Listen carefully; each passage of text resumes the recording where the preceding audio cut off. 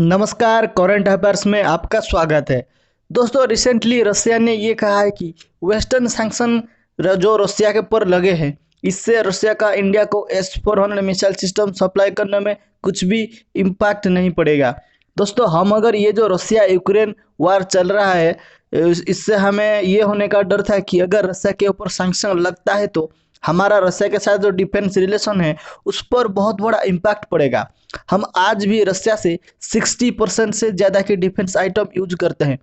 आज की जो गवर्नमेंट है ये मेड इन इंडिया पर ज़्यादा ध्यान दे रही है, वरना पहले जो सरकारें थी ये सिर्फ इम्पोर्ट ही करती थी, देश में ना के बराबर कुछ बनता था। इस सब की वजह से हम आज भी अपने डिफेंस आइटम के लिए रसिया के ऊपर डिपेंड है। इसीलिए हमें सबसे बड़ा डर ये था कि हमने जो S-400 में सिस्टम खरीदा है ये वेस्टर्न सैंक्शन की वजह से कुछ गड़बड़ ना हो जाए। मगर इस पर रसिया के ambassador to India Denis Alipov ने कहा है वेस्टर्न सैंक्शन का इस पर कोई भी इम्पैक्ट नहीं पड़ेगा।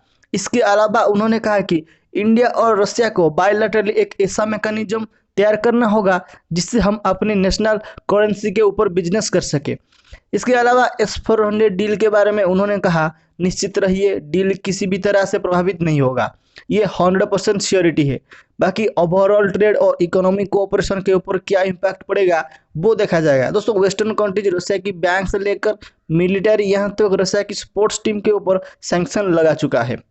बाकी आपको पता होगा कि इंडिया ने 2018 में रसिया के साथ S-400 air defence missile system की डील की थी $5 बिलियन में।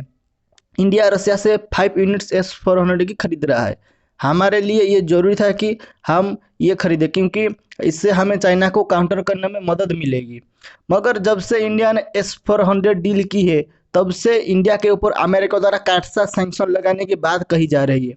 रसिया ने ऑलरेडी S-400 की सप्लाई करना शुरू कर चुका है, मगर अभी तक यूएस में ये डिस्कस हो रहा है कि हम इंडिया के ऊपर सैंक्शन लगाए या ना लगाए। दोस्तों, जब रसिया के एम्बेसडर बायलैटरल ट्रेड पर इस सैंक्शन का क्या असर होगा उनसे ये पूछा गया, उन्होंने कहा कि ये हमारे इंडियन पार्टनर्स के ऊपर डिपेंड करता है कि वो किस तरह से हमारे साथ एंगेजमेंट करते हैं। हमारे पास नेशनल करेंसी में बिजनेस करने के लिए बायलैटरल मैकेनिज्म है, पर ये हमारे इंडियन पार्टनर्स के ऊपर डिपेंड है कि वो बिजनेस जारी रखने के लिए कितना रेडी है, क्योंकि उन्होंने कहा उनमें से कुछ यूएस और यूरोपियन मार्केट्स में मतलब इंडियन मार्केट्स में अपने एक्सपोजर के लिए ओवर कॉशियस है इंडियन।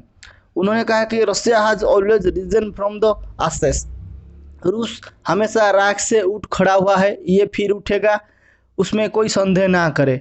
हमने खुद को सुरक्षित करने के लिए बड़े कदम उठाए हैं, ये रसिया के एम्बेसडर ने कहा है।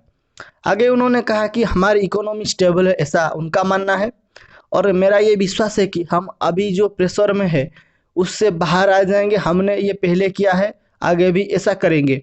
और जहाँ तक bilateral trade in defence relation का है, हमारे पास वेस्टर्न मैकेनिज्म से इंडिपेंडेंट कोऑपरेशन का मैकेनिज्म है, क्योंकि दोस्तों आपको पता होगा कि वेस्टर्न कंट्रीज ने रसिया के जो कुछ बैंक है उनके ऊपर स्वीट सैंक्शन लगाया है।